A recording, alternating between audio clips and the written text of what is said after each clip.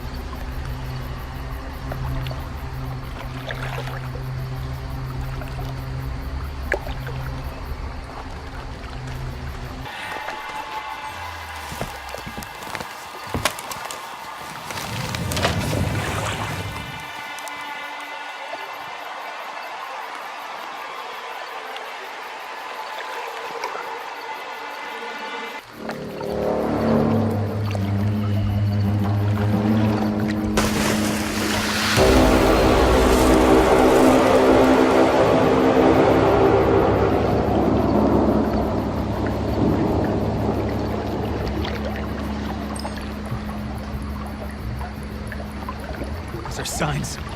The apocalypse. Hope to God I'm just losing my shit.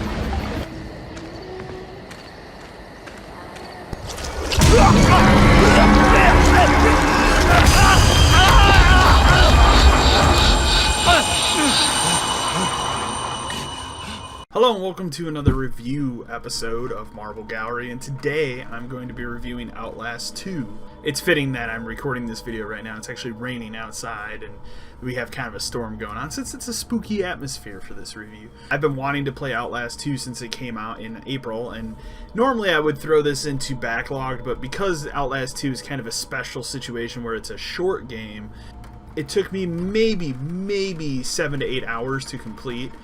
And the point of backlogged is for me to play a game for a half hour and tell you guys about it. This is a different experience, and being that it's a shorter game and it's a horror game, and as you'll learn on this channel, I'm a huge fan of horror movies and horror video games especially. I wanted to give this game its due. It's something I've been looking forward to for a while, ever since developer Red Barrels put out Outlast back in 2014. That was one of my favorite games of that year, and especially like being a scary game. Outlast and Outlast 2 are very different games in terms of their story. They are not connected in any way in terms of story. It's connected only in the gameplay and how the game is presented. So in the original Outlast, it was all about you being a journalist going to this mental institution, finding out what kind of crazy shit you've been hearing about is going on, and exposing that. I love the original Outlast because it was a very short game. It was about 4 hours long, not given the downloadable content they released later. And the other thing that I really liked about that game was it definitely has its jump scares. That's a big part of what makes Outlast an Outlast experience. But that game also delved into more of a psychological horror aspect, and the end of that game especially really drove that point home. I don't want to spoil the end of that game because I do really like the original Outlast. So I was excited about Outlast 2, and then they started putting out promotional material for it, and that's when I was seeing stuff like the upside down crosses and stuff, and was like, I don't know what direction we're taking this. And it turns out it is exactly what I expected it to be, but there are good things about it too, so we'll dive in. Outlast 2, you control the character Blake Langerman. He is a journalist with his wife, and you're investigating kind of like a mysterious disappearance in this mountain range area of like a southern Arizona desert. I want to say it's Arizona. I could be completely wrong about it. During this, there's a big like flash in the sky, and there's a helicopter crash, and you and your wife obviously survived the helicopter crash. All dives into this big cult.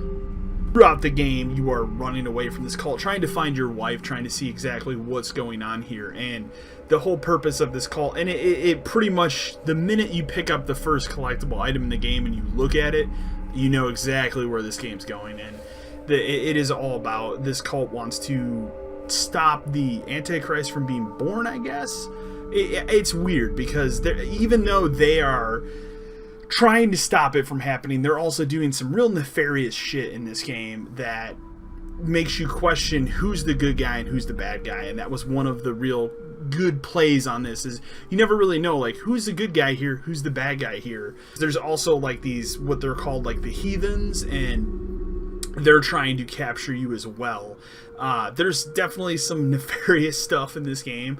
It's funny, when you start the game, it comes up with a screen that says, like, there's violence, blood and gore, graphics, sexual content and stuff in this game, and it says please enjoy.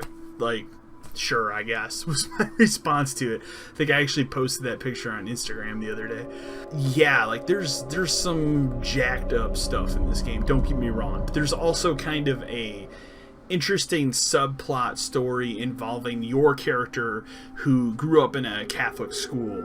We're gonna say like mid-90s, and it's fitting because I grew up going to a private school as well, not Catholic, but there was a lot of things that brought me back to that time period, you know, people not having cell phones. There's one part of it that's really well executed. You're having one of the dream sequences in the school, and you are going between computers in a computer lab, and there's like an instant messenger thing going on. That took me way back to the 90s, more than I thought something could right now, and that was a really cool part of the game. But there are some fantastic jump scares. One other thing that I want to mention, this was the first game that I got to play with this awesome device. So this is the PlayStation Gold headset. I've wanted to get one of these for a long time and was finally able to get one recently, and I have to say, using this headset to play that game made it a phenomenal experience. In terms of the sound design in this game is incredible.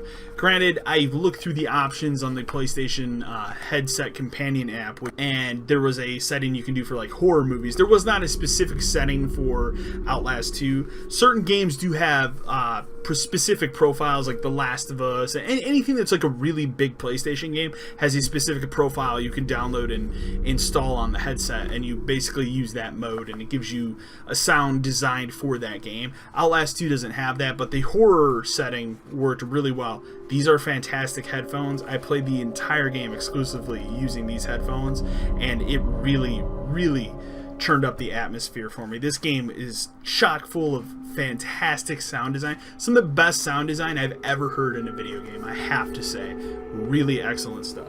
If you've never played an Outlast game, one of the things that's always interesting about it is that you're using a camcorder in first person. So when you're using the camcorder, you have to run around, you have to get batteries, and that adds to the survival horror aspect of it. So you're always constantly getting batteries and trying to find the next set of them, essentially. But there's a night vision mode on your camera, and you use that to see in the dark, and there's a lot of dark parts in this game. When I started this game, I actually started at a friend's house on his 4K TV that has HDR. I have a 4K TV that doesn't have HDR because I was an idiot when I bought it and didn't do my research. And I don't like HDR for horror games because the problem with it is it's true whites and it's true blacks in terms of color, and any horror game that has any kind of blackness, you can't see anything. And being that Outlast is a game that is all about dark time, you know, nighttime and stuff, this game is way too dark with HDR. Could not even fathom playing through this entire game on an HDR television. But putting that aside, I really enjoyed this game.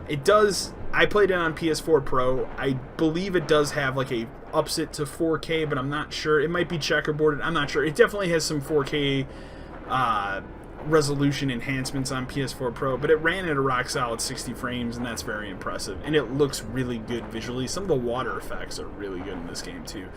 But you run around, you're getting batteries, you know, for your camera, but and again, as I said previously earlier in the video, you can also pick up bandages in this one and kind of bandage up any injuries you get, or if like an enemy hits you or something, that happens too. I didn't buy the game when it came out. I wanted to wait until it was on sale, and recently there was a sale where the game was on sale for like $20 physically, so I was able to pick up this thing. This is the Outlast Trinity edition. So basically what's cool about this is, and this exists on both Xbox One and PS4, you can pick this up. It gives you everything. It gives you the original Outlast. It will give you the download content for Outlast, which is Outlast Whistleblower, that's pretty jacked up DLC, and then it gives you Outlast 2. I was able to pick this thing up for $20. It's a fantastic deal if you can find it for that, considering they're selling Outlast 2 for $30. But as you can see, the one knock I'll give the game is This box art, I'll try and get it here. This box art is horrible. Some of the worst box art I've ever seen for a video game.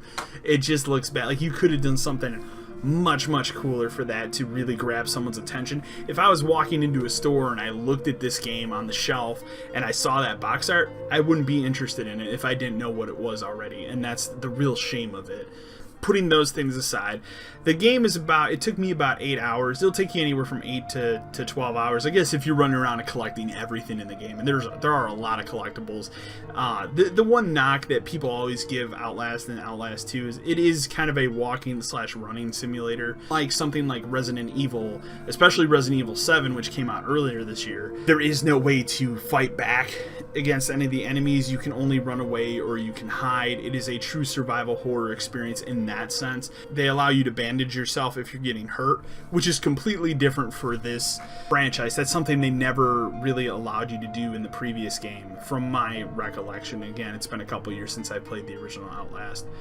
There's some real good scares in this game, really well done. It did make me jump out of my seat a couple times, and I was, not expecting that. I'm kind of, when it comes to jump scares and stuff these days, I'm very glazed over on that stuff. It just doesn't really affect me anymore because I've watched so many horror movies and played so many horror video games. As I said, it's one of my favorite genres. It's probably my favorite genre of video game is horror. It being my favorite video game of all time is the original Resident Evil. Kind of a new horror game comes out, I have to play it because it's a genre that isn't well represented, although we are getting more horror games, it seems, lately, especially if you go down on something like Steam on your PC. There are a ton of horror games, but this was one I really wanted to pick up and try, and I'm happy I did. I really enjoyed it. Story of it, though, like it definitely deals, especially if you are somewhat religious or have any kind of religious background. There's stuff in this game that will bother you. There's definitely some stuff in this game that bothered me, but it also only added to the tension of the game. And one thing I will say about this game is it has some really good tension built throughout different various parts of the game. So if I can complain about one thing in the game, there are basically sequences in the game that take place back when you were Catholic school, and the problem with that is it kind of throws off the pacing of the game at times. So there'll be times where you're doing certain things in the game, and then all of a sudden, like, something will grab you, throw you through something, and then the next scene you're back in the school again, and it kind of throws off the pace of the game, I feel. Also, like, running through the school hallways, I felt got really repetitious really fast. And that's unfortunate because, again, it really breaks the flow of the game. But there's some really cool stuff in this game. I really enjoyed it, though. The thing about it was, and part of the problem was a couple of months ago when this game released, I was on Steam, adding it to my wish list because I didn't know where I was going to buy the game at the time. I just wanted to wait for a on it because I didn't know if it was really worth $30. Now that I finished it, I can honestly say, like, you get your money's worth at $30. I feel I only paid $20, but again, if you can find it for a deal, absolutely worth it. This thing, at the end of it, by the time it was done, I don't want to say it overstayed its welcome because I really enjoyed the game thoroughly, but I think the original game had a really good grasp at the 3 to 4 hour mark. That seems like, for this type of survival horror game, that's about what I feel is the right and appropriate amount of time to play that kind of game. This stretches it out into an 8 to 10 hour experience, and I feel like that's a little too long for what this game offers. My other favorite recent horror games that came out was Alien Isolation back in 2014 as well. And one of the big criticisms of that game is almost 20 hours long, and it's the same type of situation as this. You can fight back a little bit in Alien Isolation, but mostly you're hiding and running away from the alien, kind of like what's going on in Outlast. So think about doing that for 20 hours. That can kind of wear thin. However, the difference between Alien Isolation versus something like this is Alien Isolation has benefit of being tied to the Alien movie franchise. This doesn't have any kind of movie franchise benefit. So if you're not a fan of Alien, you're not going to care about that movie. But if you're like me and you're a huge fan of the Alien franchise, you're going to love that thing all the way through, no matter how long it is. As I said, the thing about this game, and it kind of gets down into the horror trope of where you expect this kind of game to go with when they start bringing up things like the Antichrist and that kind of stuff. And basically what happens, without spoiling, and I'm not going to spoil the end of the game, but basically they kidnap your wife and then all of a sudden she's pregnant, so you can fill in the dots on what happens there. Thankfully, you know, and I was kind of concerned about this when I started playing the game because of the giant warning that flashed on the screen before it started. They don't show any of that, so it's obviously it's very heavily implied, and you can, again, fill in the dots on what happened, why all of a sudden your wife is pregnant. I'm glad that they didn't show any of that, because the previous Outlast game, it did get a bit graphic with a specific scene. I think it was in the downloadable content. I'm not going to explain what it is, but if you've played it, you know what I'm talking about. And here I was glad that there are definitely scenes of graphic violence and stuff in this game. Do not get me wrong, but they don't beat you over the head with it.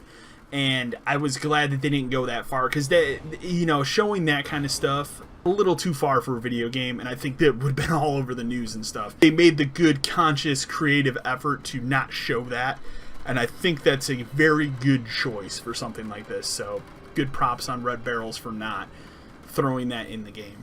The thing is, like, I complain about the school sections of the game being a little bit too long and breaking up the pace of the game. However, some of the best scares and some of the best tension come from these school scenes in this game. It reminds me and harkens back to the original Silent Hill on PS1 back in the day as I played as a kid. There's a whole sequence in the original Silent Hill in the school with these ghost children, and it reminded me so much of that as I was playing through these school parts, because you're being chased by a monster. You do see the monster here, and it's pretty terrifying to look at, if we're being honest, but I really enjoyed these sequences because it reminded me of this Silent Hill game from years ago. And every time this thing, you know, appeared and some stuff was, you know, showing up on the wall and things were getting really weird, you're running from it, and it builds real tension. And it does a really good job of making you feel that dread as you're running. And maybe part of it was because, again, you know, I was using these headphones the entire time I was playing this game, but it did a really good job. It has such a good balance of sound design in this horror game. And maybe it's just because I'm usually playing with surround sound speakers and some of that stuff gets drowned out, and this time I was playing with headphones. I don't know, but the sound design, again, I have to give props. Probably the best sound design in a game I've played in a very, very long time. And if there's one other thing I will complain about the game, is the end is whatever to me. They definitely make good on the storytelling with the school part of the game, kind of explaining what happened.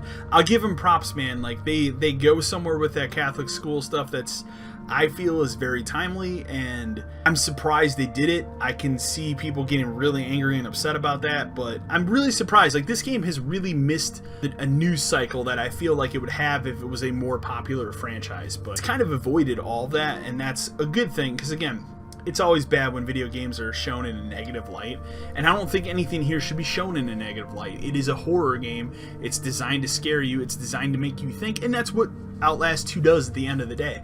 But the very end of the game, involving the Antichrist stuff and everything else going on with that storyline, I didn't really, it was whatever to me at the end, I guess is what I'm trying to say. I don't feel it was great. I don't feel it was bad, but the game just kind of ends. Honestly, if they make another Outlast, which I think they will, this game seems like it was pretty successful. I hope they keep it doing this, like, anthology thing where it's a different story every time. Like, this game, again, no way connected to the original Outlast, and I hope that they keep it that way, and so the next Outlast is a completely contained story with something else. But I think for what this game sets out to do, does a really good job of it. The other thing that's really impressive about Outlast 2 is the original Outlast was pretty corridor heavy and very linear. This game is much more open. You're exploring this wilderness, you're running through cornfields. Some of the level design, really interesting stuff for a horror game. And I really enjoyed it. It adds to the tension as well. You're not always being chased by stuff. But really good stuff here. I really enjoyed that aspect of it as well. It's much more open, and it's very impressive, even graphically. Again, this isn't a game made by a AAA developer. This is a very, I don't want to say it's an indie game either, but it is from an independent developer. And in fact, so Red Barrels is an independent developer, but this game was published by WB, which is interesting. I had to look because I didn't even honestly know. I would call this a AA game. It's not a AAA game. It's not a huge blockbuster, but it's not an indie game. Like, I think what it sets out to do is very good. I'm just gonna start doing letter grades. I think the games. I think that's more effective than giving it thumbs up and thumbs down. So for this game, at the end of the day, after everything, I'm gonna go ahead and give it a B-. I really enjoyed it. There are things about it, especially with the story, that didn't click with me necessarily. The end, I felt, falls a bit flat for what it sets out to try and do. Basically, at the end of the game, I wanted more. I wanted more answers. It leaves more questions than answers, and that's always a problem with anything horror-related. Because of that, because of some of the pacing issues the game has, I'm going to give it a B-, but I still think you should play it if you're a fan of horror like me and you're always looking for the next horror game. And that's how it is for me. I'm always looking for the next horror game, and I'm always excited about the next horror game. I'll give any horror game a shot. That's just how I am. I enjoyed it for what it was. I think if I had to pick between both Outlast, I would probably pick the first one over this if you've never played an Outlast. I think that game being a shorter length and a tighter experience, I think it's a better experience than this one. I think this one is a little bloated in comparison, but there are some really good moments and really good scares in this game, and the sound design, again, excellent stuff. So B-, I think it's a pretty solid game. If you happen to get out and see it on sale or something, definitely pick it up. It's worth your time. It's worth at least a playthrough. I was actually looking through some of the trophies. Some of them are nuts. There's a one trophy for playing through the game in the hardest difficulty and never changing your camera batteries. That's crazy. But anyways, good stuff. I really enjoyed it. If you're a fan of horror games, you should check it out and give it a play. I really think it's worth your time. And anyways, until next time.